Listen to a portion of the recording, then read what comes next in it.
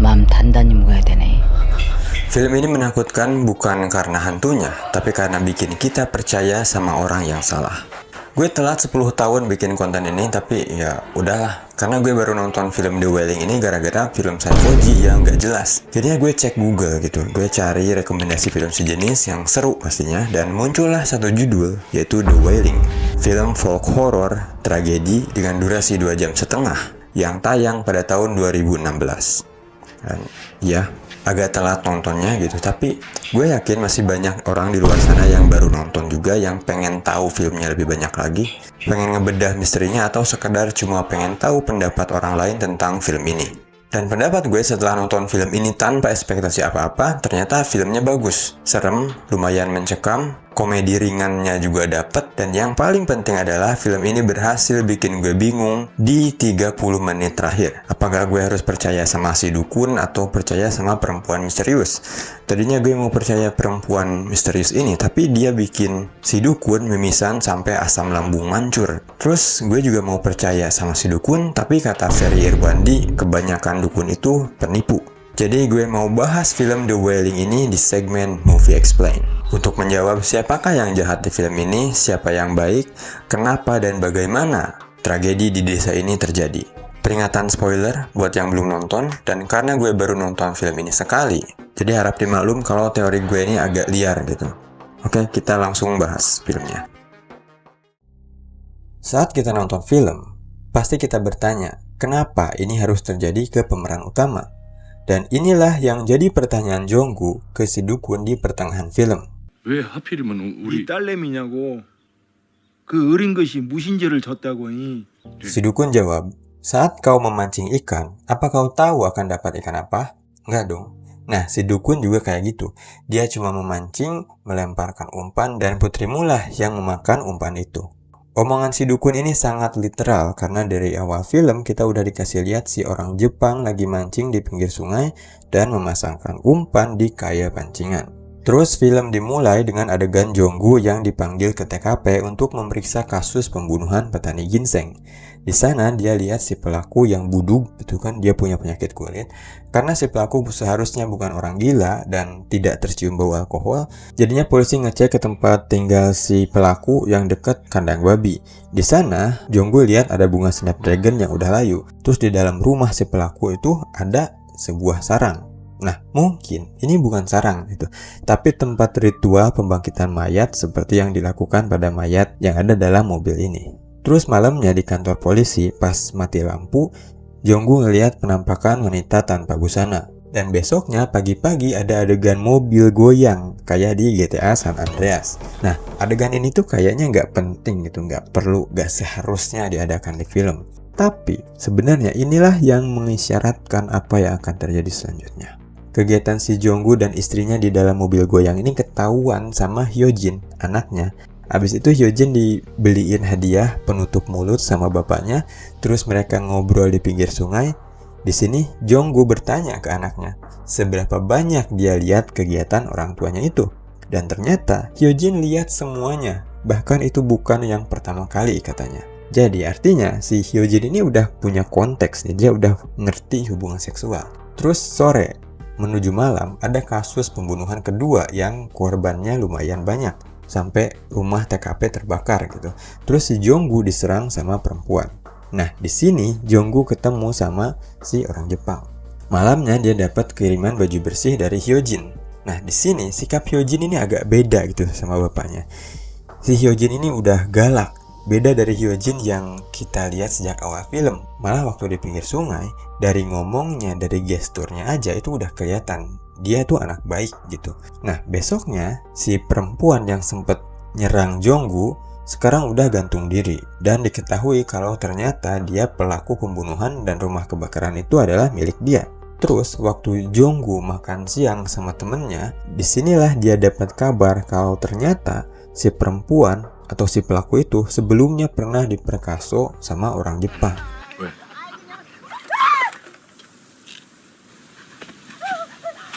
Terus siang waktu si Jonggu jaga TKP berdua sama temennya Sungbok, di situ mereka ketemu wanita misterius yang ngelemparin batu. Ketika si Jonggu jaga sendirian, dia sempet ngobrol sama perempuan misterius ini. Mereka masuk TKP, terus si perempuan bilang kalau ini disebabkan oleh si orang Jepang. Dia bukan manusia tapi hantu. Terus dia nanya, berapa kali kamu bertemu dengan orang Jepang itu?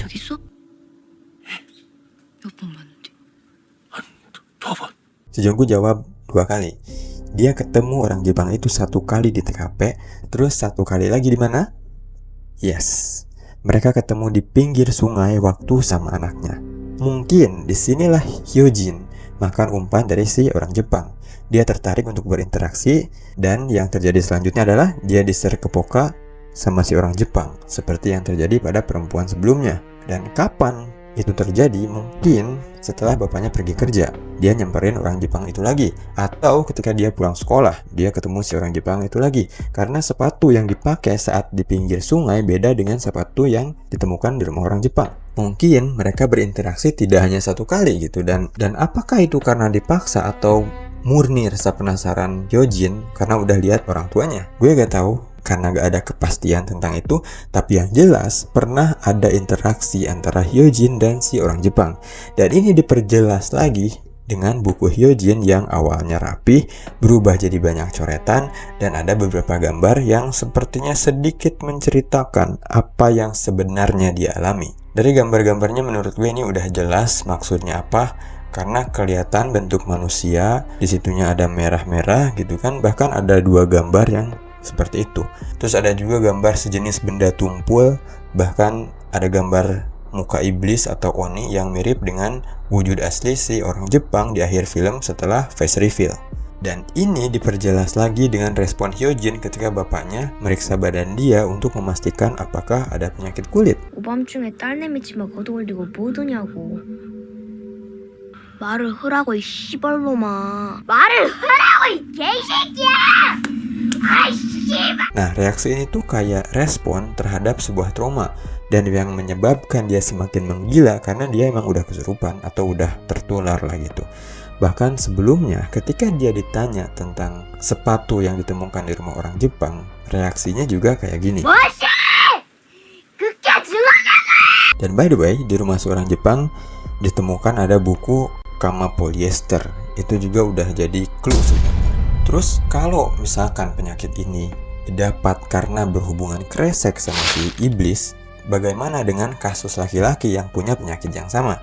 Well, mungkin karena mereka pernah berhubungan dengan perempuan yang sudah menjadi korban. Contohnya kayak Elsie yang ini. Itulah sebabnya penyakit ini dan kasus pembunuhannya terus menyebar. Terus ngomong-ngomong tentang iblis, ini kan film Korea gitu, tapi iblisnya berasal dari Jepang. Dan soal sosok iblis, demon, atau Oni di cerita masyarakat Jepang biasanya digambarkan sebagai makhluk seram dengan tanduk dan taring, dan sosok ini menutupi bagian vitalnya dengan jarik kain putih gitu. Sama dengan kesaksian si pembuat herbal yang lihat sosok iblis makan daging rusa. Dia cuma pakai kain putih gitu. Nah, sekarang coba tebak, siapa lagi yang pakai kain putih seperti si iblis? Ya, si dukun.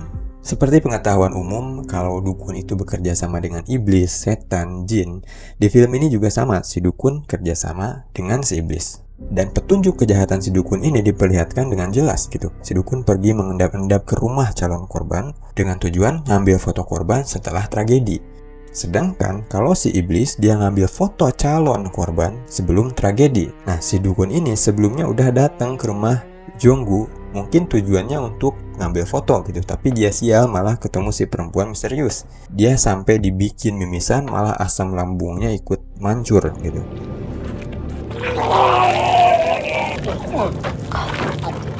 Yang jadi pertanyaan adalah, siapa si perempuan misterius ini? Karena ini film folk horror, sebuah film yang ngambil referensi budaya gitu. Biasanya di negara Asia, terutama orang-orang zaman dulu, mereka percaya kalau ada sosok penjaga desa yang mereka kenal sebagai Sonamshin, yang biasanya diasosiasikan dengan pohon keramat atau tumpukan batu keramat yang disebut dengan sonandang. Dan biasanya sonandang ini ada di jalan masuk desa atau di persimpangan jalan lah gitu. Nah, di film ini juga ada pohon keramat yang mungkin sudah terlupakan karena ada di persimpangan jalan yang jauh di dalam hutan. Terus ritual santet yang dilakukan si dukun mungkin tujuannya nyerang sosok roh penjaga ini gitu, karena mediumnya juga pohon gitu kan. Terus kenapa si iblis kesakitan? Bahkan sempat metong saat si dukun melakukan ritual. Mungkin karena itu perbuatan si perempuan. Soalnya si perempuan juga ada di sana gitu saat kejadian dan dia berhasil menghabisi si iblis. Tapi iblis itu tidak bisa metong. Makanya dia bangkit lagi, dan ketika dia ketemu lagi sama perempuan itu, dia langsung ngejar kan. Tapi malah dia yang kalah gitu dan jatuh dari tebing. Tapi sayangnya si iblis masih bisa bangkit lagi.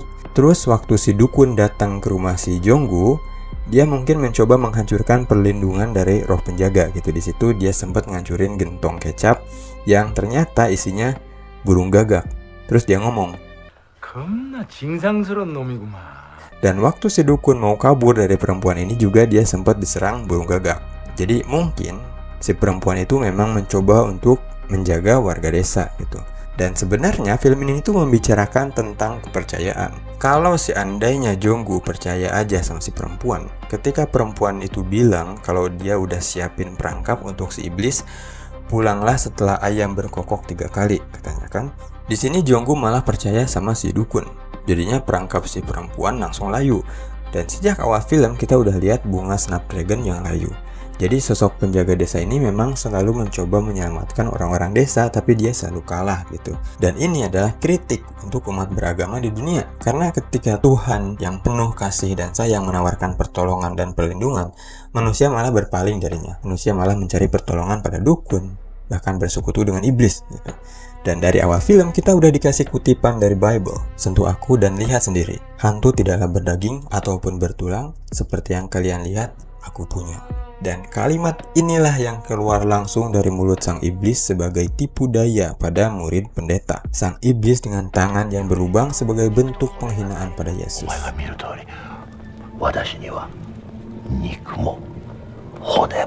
Terus waktu si perempuan ngelemparin batu ke arah Jonggu sama Sungbok, itu udah isyarat kalau dia tuh tidak berdosa dan patut untuk dipercaya gitu. Mungkin ini referensi dari Bible juga tentang hanya dia yang tidak berdosa yang boleh melemparkan batu ke arahnya. Nah mungkin nanti gue akan coba tunjukin hasil pencarian di internet referensi yang gue maksud ini. Dan sorry kalau salah referensi karena gue seorang muslim gitu yang pengetahuannya sangat random. Jadi kalau salah tolong koreksi gitu. Dan kalau ada film yang mau dibahas atau perlu gue jelasin, tinggal tulis aja di kolom komentar. Terus pastikan untuk subscribe karena channel ini masih baru, masih sangat perlu subscriber supaya kualitas kontennya juga bisa meningkat. Terima kasih udah nonton sampai akhir, kita ketemu lagi di konten selanjutnya.